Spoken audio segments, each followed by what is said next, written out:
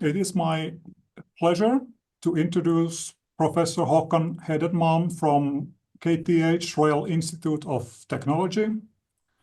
Professor Hedenmalm has received numerous accolades, including the Wallenberg Prize in 1992, the Göran Gustafsson Prize in 2000, and the Eva and Lars Gårdig Prize in 2015. He was also an invited speaker at the European Congress of Mathematicians in 1996 and in 2016. He's a member of several esteemed academic societies, including the Royal Physiographical Society in Lund and the Royal Norwegian Society of Sciences and Letters. Today he will talk about conformally invariant Gaussian analytic functions, holomorphic correlations, and operator symbols of contractions. Please join me in welcoming Professor Håkan Hedenmalm. Thank you for the kind words. I guess I should not move too far away from here, but let's see. So maybe the name, the title was, I changed it a little bit but it's the gist of it is the same. Let's see, I need to move on here. Let me introduce to you a very funny looking estimate. So imagine you have an infinite matrix. It's here, M, and we let I and j be positive integers. So it's like an infinite matrix, just let the matrix go off infinitely there and infinitely downward. To the right and then downward. Then we consider short anti-diagonals.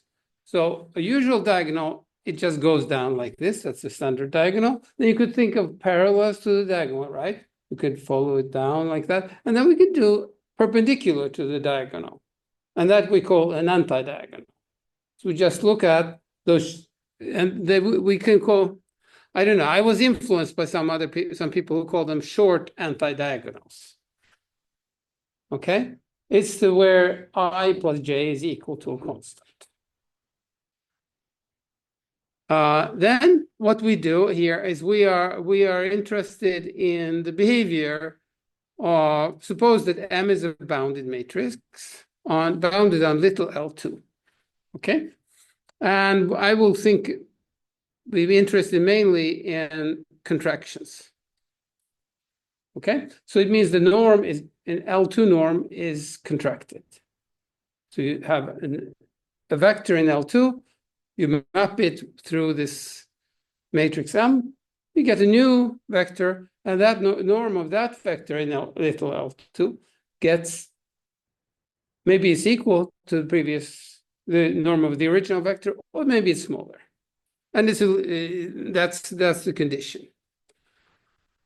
As far as these short antidiagonals, notice that what is known as Hankel matrices, they are those that are constant on these antidiagonals.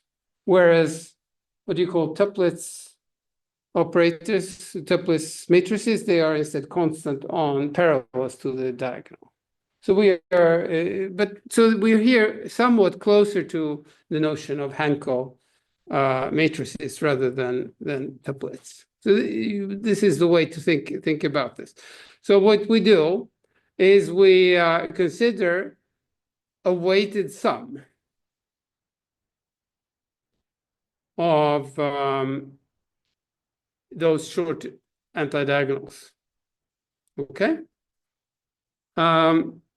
And the theorem says that those short antidiagonals, those weighted sums, they have averages in L2 sense, which are bounded. So I will explain it a little bit in a moment, but let me first point out to you over here that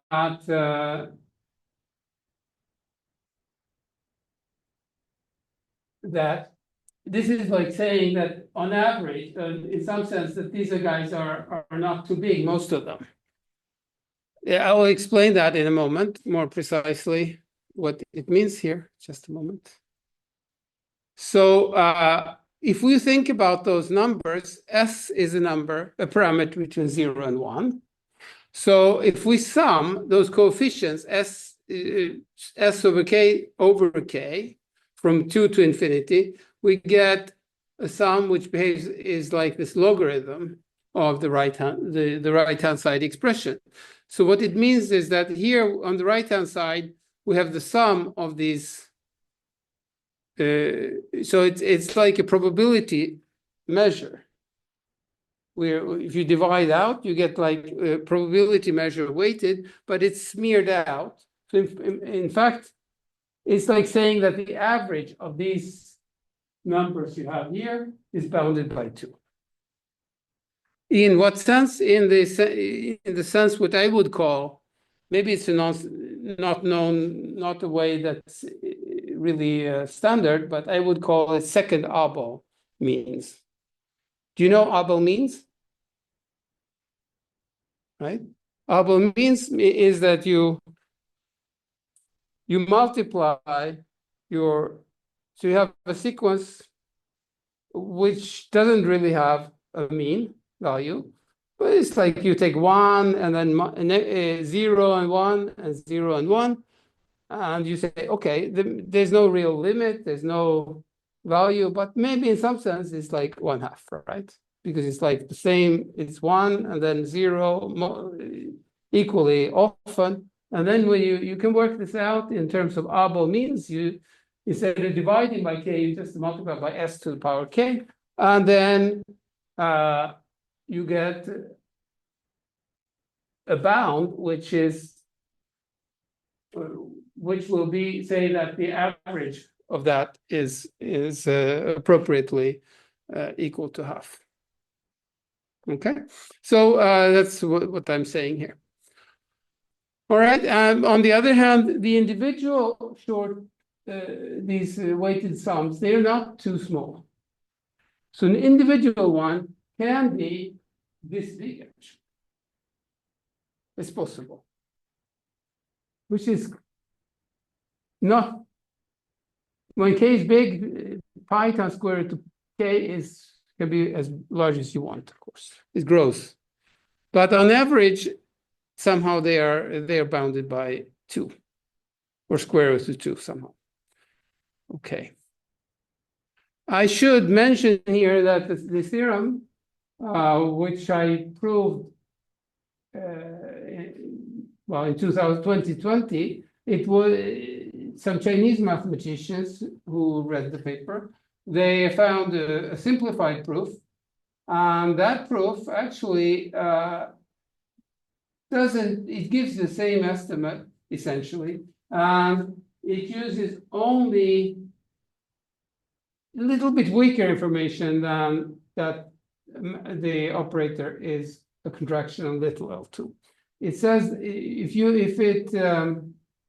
the average of these operator norms from L2 to L infinity and from L1 to L2, if that average is bounded by 1, then it is this estimate holds anyway. Okay, any questions? All right, so here's some discussion. Maybe I will not go into this. I will only tell you that the theorem about 2 is perhaps not so far away from the truth. How would I construct funny-looking contracted mappings on this L2? Well, one way is to work with permutations. If I do a permutation, it gives rise to a matrix, which is an isometry. Okay?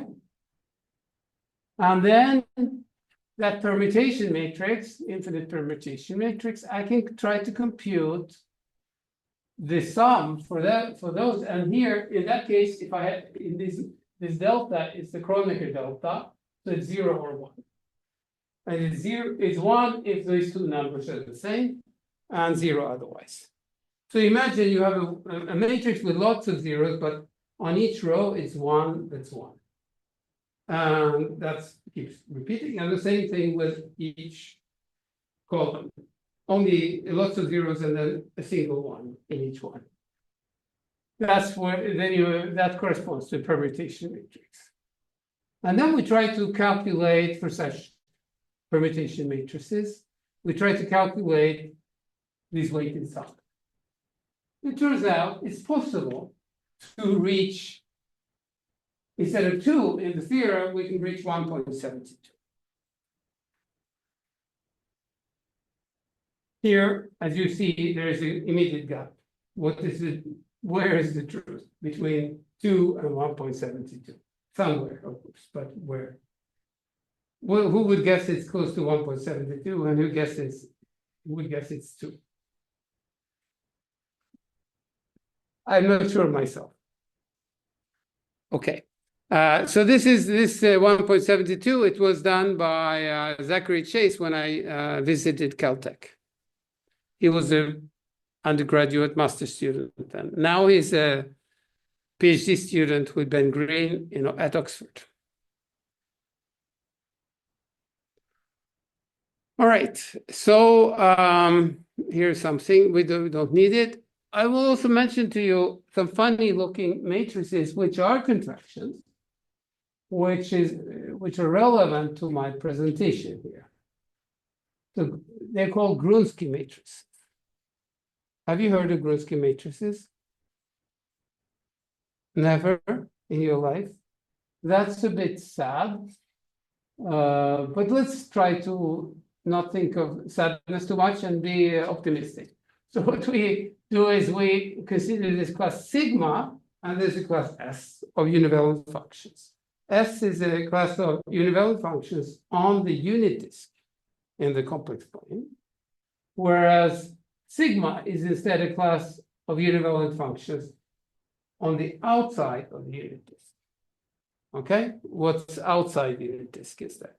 And the class sigma is somehow a little bit better than the class S. And you can use a formula like this. If you have a function phi, which is in the class S, you can move it to a function in the class sigma through this transformation. Okay. The class sigma, these functions, they map infinity to infinity, and the coefficient in front of z is 1. That's the condition on the class sigma. And that you see by the same thing with this class S. So the behavior as when z is infinity, it reflects some phi near 0. Right? Okay, so Grunsky coefficients, they arise when we consider this ratio and its logarithm. Let me ask you a little stupid question. Why is this well defined? If I take a function psi of z minus pi w divided by z minus w, okay, that's a holomorphic function of z and w, of course, if psi is holomorphic. But why can't I take its logarithm? Because phi is univalent. So it's univalent. So there are no other zeros here than the ones on the diagonal in G. Okay, so that's that makes this a good function of the whole whenever Z is in the exterior disk and W is in the exterior disk, indeed. Okay, and then we get these coefficients, gamma jk. You can convince yourself that it should be only when over positive k and jk. Okay. Then we reuse those coefficients multiplied by square root of jk, if I'm not mistaken. And then it turns out that the corresponding matrix, which we could call the Grunsky matrix, it acts contractively on little L2. Okay? It's a classical fact.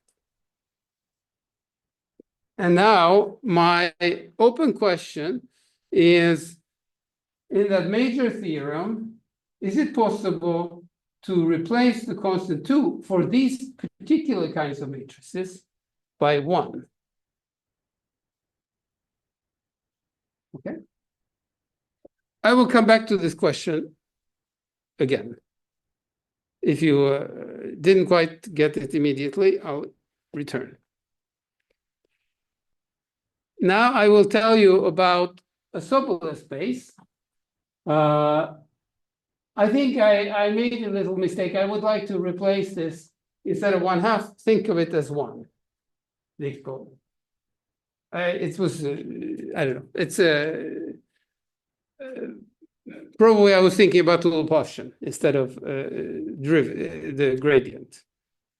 So anyway, it should be H1, and because we have here L2 with respect to the Dirichlet energy.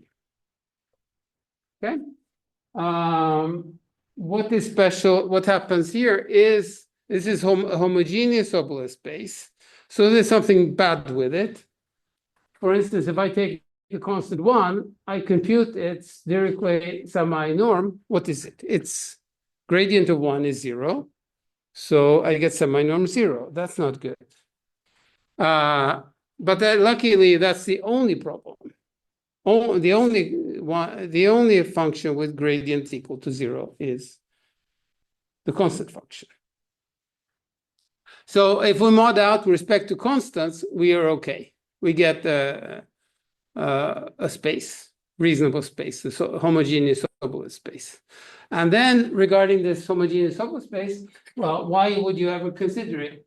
The unimportant property is that if you take a conformal mapping from one region to another, then it preserves the norm, this semi-norm.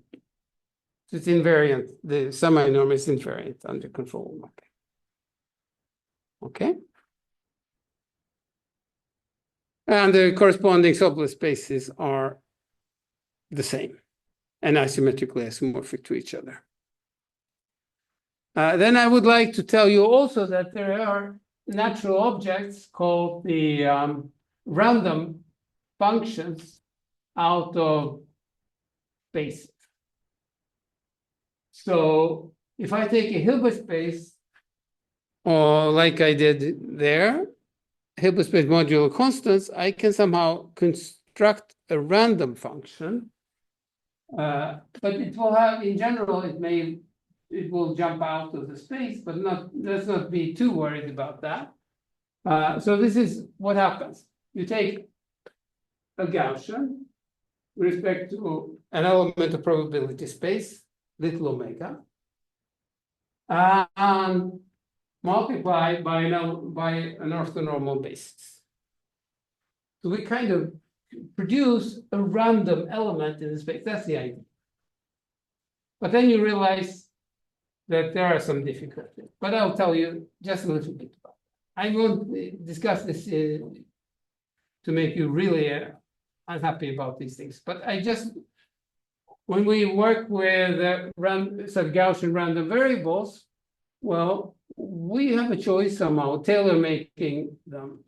We might want to work with real normal variables, or we might want to work with complex ones, depending whether if we have a complex Hilbert space or whether we have a Hilbert space over the real numbers. So, and these Gaussians, they are supposed to have a good property, namely that the expected value is 0 and the variance is 1. If it's complex, you'd like it to be rotational symmetric. Standard Gaussian. Okay? If we have any questions, let me know. Here are some things to worry about. I won't worry too much. Let me just say that these are things that can be fixed. So So you could say, okay, what happens? Is this sum well defined? Well, not really immediately, because you jump out of this hyperspace of functions. And maybe you have to think of it like a generalized functions, or even worse.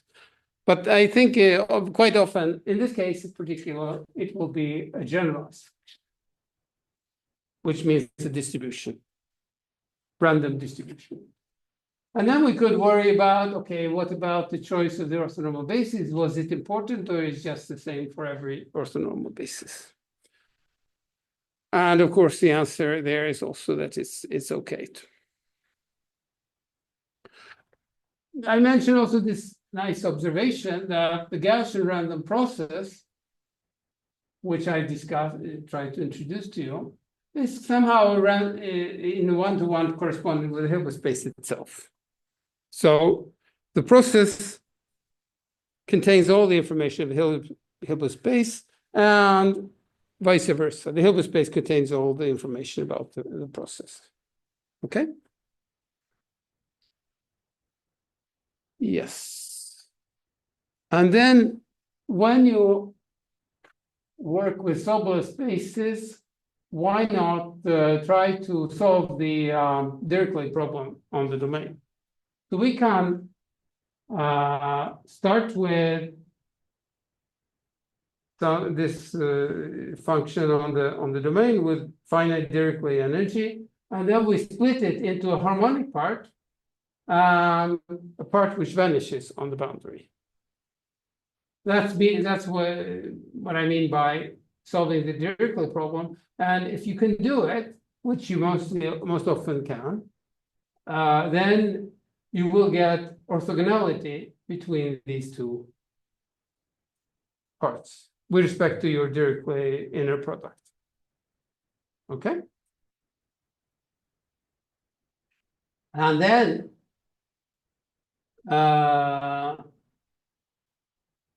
so let me try to point this out again a little bit, that this part doesn't care about what's happening at the boundary, whereas this part is only focused on the boundary behavior of those functions. So if we're interested in boundary behavior of this of functions in the space, we may as well consider harmonic functions.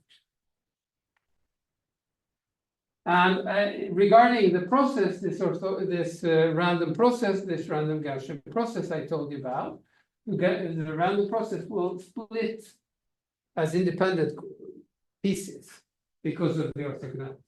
So these are like, this is like, it's like it's like a dictionary. You have on one side you have the space, and the other side you have this process. So the orthogonality for the space leads to the independence of these two of these two processes. Okay, so I'm not going into detail about what happens exactly but you could think this is what's happening if you have real Gaussians, real Gaussians, and real valued spaces of real valued functions. Where the field is the reals. Okay. Now I will introduce to you this Gaussian free field. The Gaussian free field is the corresponding, or rather, it's a corresponding collection of such processes. So it's like a class of such random processes, where you can have GFF on the domain. You can have GFF with zero boundary values, we call it like a zero there. And then we have the harmonic one, and then I write both. Okay.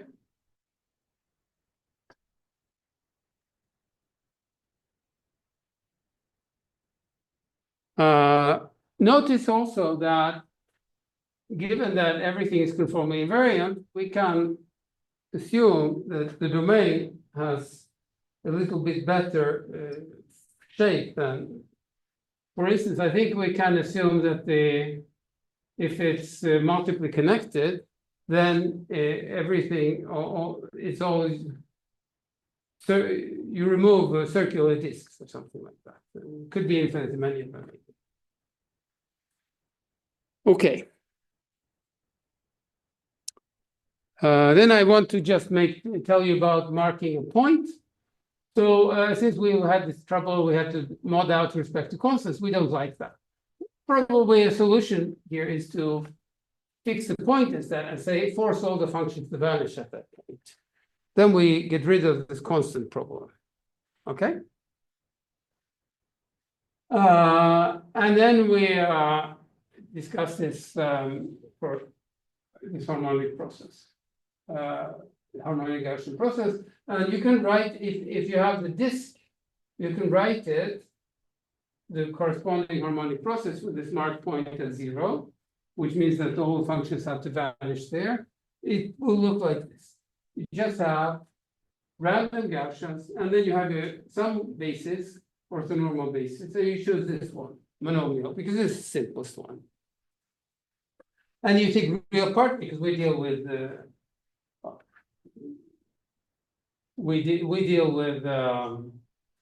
random process over with harmonic functions. Okay, harmonic, yeah. All right, and there's some normalization issues. I think I saw it works out like this. Hopefully, if I didn't make a mistake with normalization, but there should. I thought a while ago whether there should be 2 real parts or not, but I think it's 2 real parts. Okay. Then we come to the complex. So now these psi j omegas, they are complex Gaussians as they were in the previous one, but we took real parts of them. Now we don't take real parts, we look at them as complex Gaussians. And then we get the holomorphic process, and this is again with a marked point. And we will also call this space this marked point sublet space, holomorphic sublet space. We call it more beautifully D0, we call it the Dirichlet space. Probably you've heard of the Dirichlet space. Is there anyone who hasn't heard of the Dirichlet space? No? Nobody heard? Okay, everybody heard about it. That's lucky. I'm lucky today. And again, I call this give another name for this process. I also call it Dirichlet, because G for Gaussian, A for analytic, and F for function, Gaussian analytic function. Dirichlet Gaussian analytic function associated with this underlying space, the holomorphic Dirichlet space. Okay, it's what we discussed earlier already. It's like double notation, but I think it's not pointless to repeat. Sometimes you assume that you got the message through, but maybe repetition helps sometimes. All right, so what another viewpoint that I think is useful is to think about this Gaussian process as, instead of thinking about a single random function, we could think of it as a field of Gaussian variables. So Gaussian variables depending on the point instead. So there's a Gaussian variable here, phi of z, and there's another Gaussian variable, phi of w, and these have some correlation structure. So the first order, the expectations, they are of 0. And in addition, you need information about the holomorphic correlation and the sesquilinear correlations. And notice that when you work with Gaussians, all you need is to go up to correlations. You don't need to go higher moments, only moments up to 2. Because they're determined by those things. And where would these Gaussian analytic functions appear? Well, that turns out, for instance, if you take a random unitary matrix with a standard power measure, this unitary matrix is to form a group. It's not commutative, but you can define a Haar measure on them, and it's compact. It's a compact group. So the Haar measure is both left and right invariant automatically. This is the theorem. And then you just take the characteristic polynomial associated with such a random matrix, a random unitary matrix, and you get a holomorphic function in the disk, and in fact in the whole plane. Then you take the determinant of this matrix and logarithm, and you get something interesting. And that interesting thing is exactly, turns in the limit as the matrix gets bigger and bigger, you get this Dirichlet graph. Okay? I'm telling you a story. There's no proof of anything here in this paper. Sorry, in this presentation. So there is also Möbius invariance.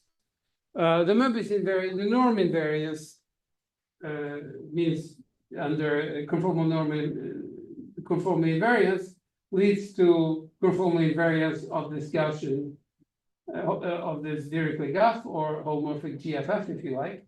And the formula looks like this. You take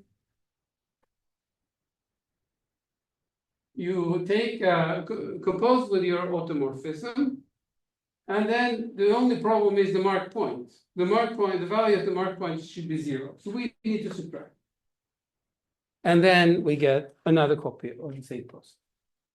Okay, I think I did try to at least tell you something about that process. And now I come to the case of a vector valued, like you have 2 functions from the same process, so two copies of the same process, but they could be correlated. Then what happens? Well, we get 2 correlations between at different points. And what about them? So what I want to say is that I'm interested, this presentation is about just this holomorphic correlation. What are the holomorphic correlations of 2 such processes?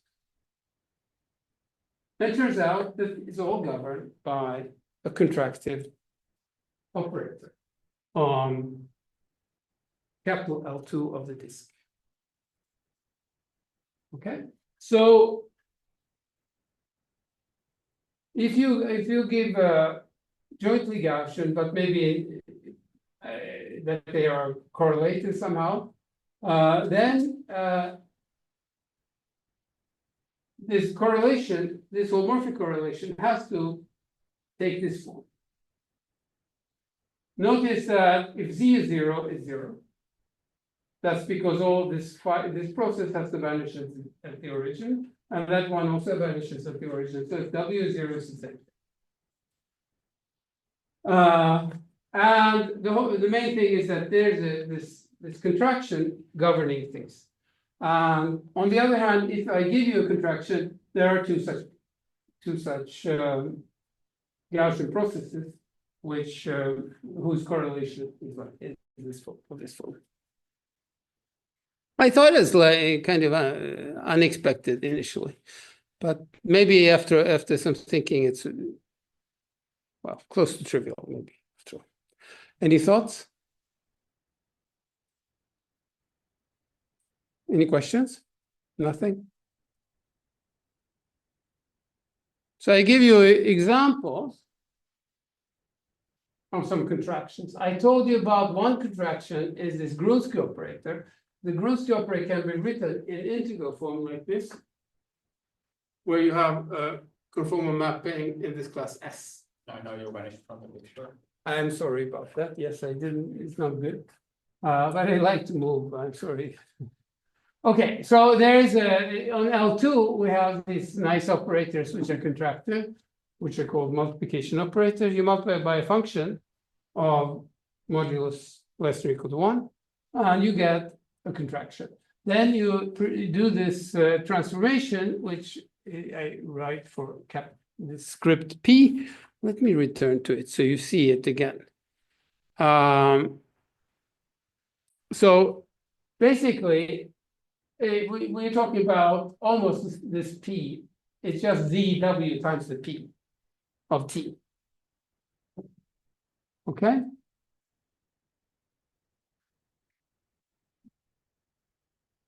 So this is like a generalization of a Bergman projection. It's a Bergman projection of an operator, so to speak. Okay, I will talk more about Grunsky operators a little later, but let me give you the following thing, which I thought is a little bit interesting after all, that these two correlations, the holomorphic correlation and the conjugate holomorphic correlation, they are not completely free. They somehow feel each other. So each one has this maximum bound, and if one is maximal, the other one has to vanish. They're jointly Gaussian, but not jointly complex. There's some kind of correlation going on. I don't know exactly. Yeah. All right. It would be worth thinking. Probably it's not very difficult, but it's worthwhile doing it. I want to say something about space I call the block space. Let's see how I'm doing with time. So I don't want to pass across too much, but it's a block space is famous when you take multiplication operators, bounded multiplication operators. You do this and you get the standard block space. But here, when you choose a general operator, what then happens? It turns out that you don't get you get a little bit bigger space than the block space. And here is this characterization of the finite rank case, that if you have finite rank contraction, so it means that the image of the operator, the range of the operator is finite dimensional. If that is true, then this space, has to do with finite sums associated with two orthonormal bases of the Dirichlet space. Okay, so maybe that's a little bit too much to go into that deeply, but I would like to remind you of this theorem I started with. The theorem I started with can be formulated in this form. That you study this holomorphic correlation, and then we look at it on a radius r, so on the circle, and we study what are what's the L2 behavior of it. And here I remind you of this concept of asymptotic variance, which is perhaps not entirely well understood, but I think it was introduced by Curtis McMullen in the context of some dynamical properties. So here is the question is, well, so you get some good, this gives an automatic control of these such correlation functions, that they have at least bounded asymptotic variance. But we'd like to do better than this for Grunsky. So let's see if I can say something about that. So first, before we go to Grunsky, let's just think about what happens in the general case. So we look at those correlation functions on circles of radius r, holomorphic correlation. We look at the diagonal, z equal to w. And then we're wondering, what about the large values of such correlations? Can they be large on a big set?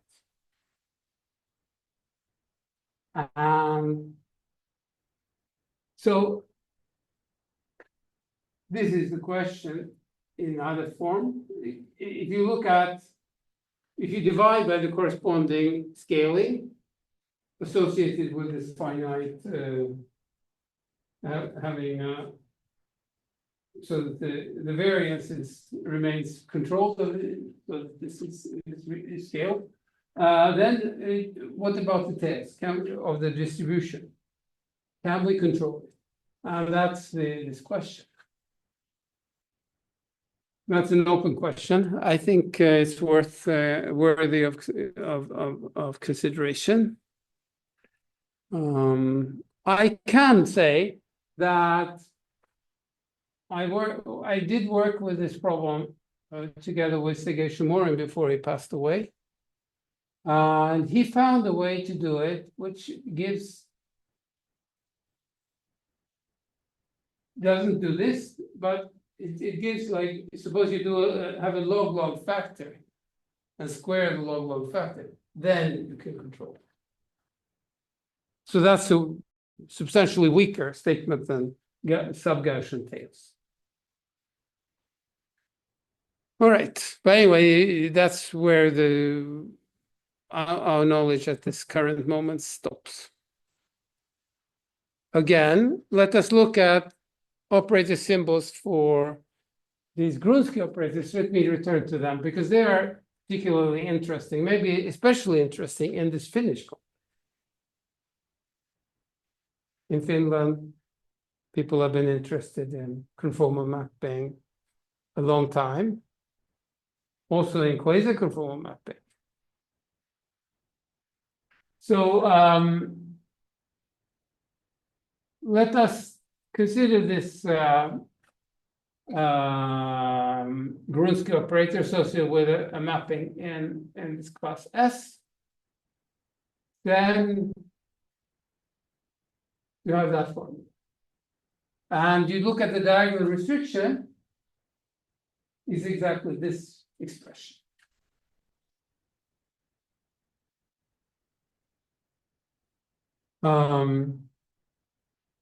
Okay, so I want to first present you with the following problem. I'll give you the answer in a moment. Is it possible to characterize such functions which come from the class S intrinsically? Can we get a characterization when is a function of two complex variables in the unit disk, both of them, given problems? And it turns out that it is possible, and it's given by this nonlinear wave equation theorem. So the nonlinear wave equation theorem says that the holomorphic function of two variables on the disk is of that form for a Grunsky operator of a univariate function, if and only if A, Q vanishes whenever Z or W is equal to 0, and B,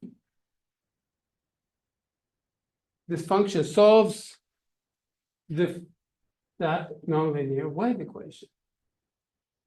If I cover that, it is a kind of wave equation. Nonlinearity is only quadratic.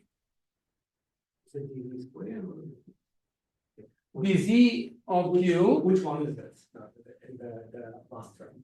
This one? The rightmost. This is linear. I mean, it's not symmetric in Z and ZW. Which one is it?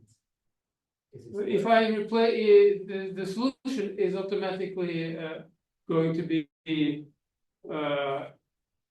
such that if I flip z and w, it's the same function. Yeah, that's my point, that you have dw squared, but it's easy. This should be, well, sorry, it's my mistake. Which one is it? Okay, one of them is a typo. I think it should be a 2 there, probably. Just remove the 2. It should be symmetric. Okay? It is a first order term. dw plus something first order. I think, yeah, this is just a mistake, I think. It's just this 2 somehow made my finger slip on the keyboard, probably. Anyway, you have this nonlinear wave equation characterizing exactly which ones are of this form. And then, interesting perhaps, is, well, why does this force, for instance, the symmetry and so on? Probably it's because when you look at the derivative along this kind of characteristic, which is w equal to 0, then that the value is 0, but then we could calculate the derivative instead. And then the derivative has this kind of symmetry behavior from one side and the other side. So I think there is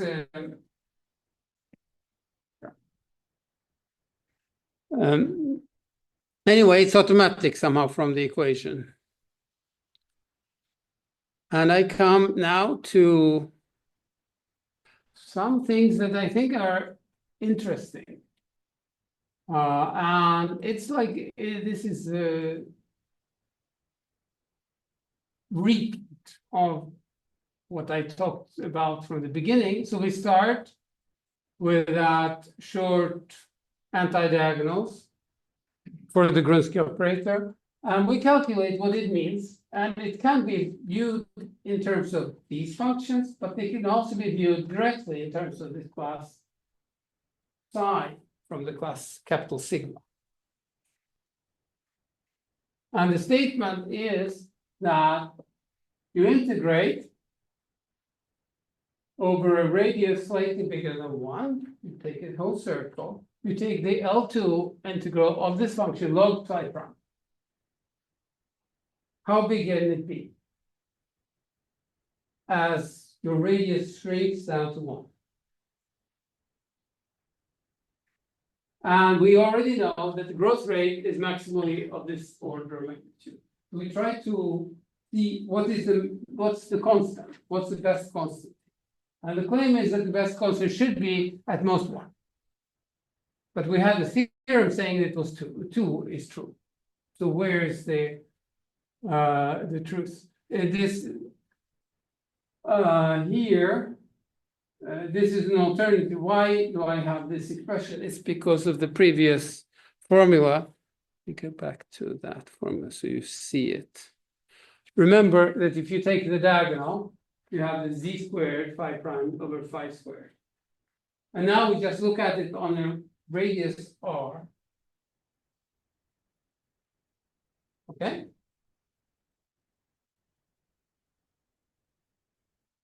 Radius slightly, this little r is smaller than 1, and it goes to 1.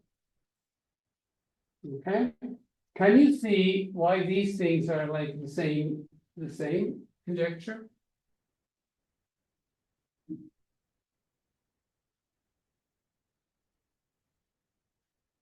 You remember that psi, we had this connection between psi and phi, and when you take the derivative psi prime, you will get an expression like this.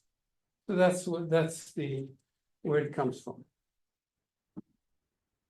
If you change variables.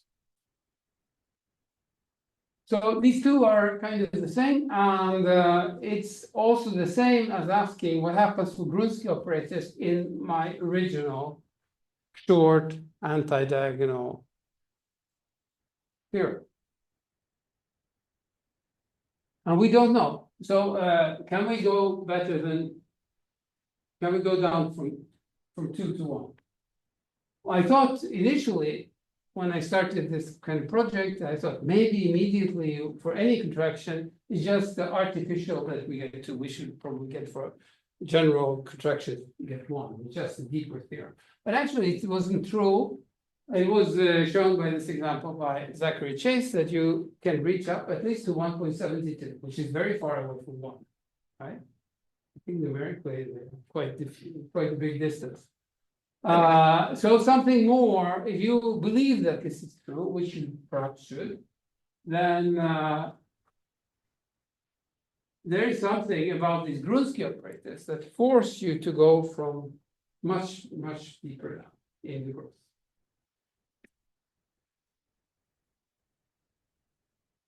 And it would be really nice to see what it is that you need. I have a method which I believe it's going to give about, at least be able to get like something like 1.51. And I think it could do better. But to get to the really down to 1, I don't know. It seems to be hard. Or maybe the method will tell. We have to study the method more carefully and see if it can really tell which mapping psi are giving big values here. I don't know. But it would be really interesting to see. And the method is to study whether the method is really canonical and tells the answer.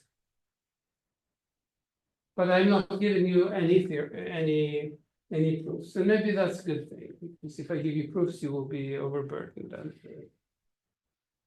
I just want to give you a conceptual way to think about this topic. So it's yeah, let's see, how am I doing time? I think I'm not so far away from finishing. Let me give you some of the references here. This about there's random unitaries and taking determinants of those random unitaries and then taking logarithms and so on. And then that's Diaconis and Evans. These are the Chinese who improved on the method of proof. Han Xiu, well, I'm not sure I'm pronouncing Chinese correctly, but maybe. Sometimes I'm okay. 1. Here is a related paper. This is the paper most closely related with the present presentation. Here is an old work by me and Sergei Shimorin, which contains some of the aspects which we can base the proof of this constant 2, and maybe down to 1.51 approximately also. To squeeze it down to 1 requires really hard. I think I'm finished, in fact. So are there any questions here?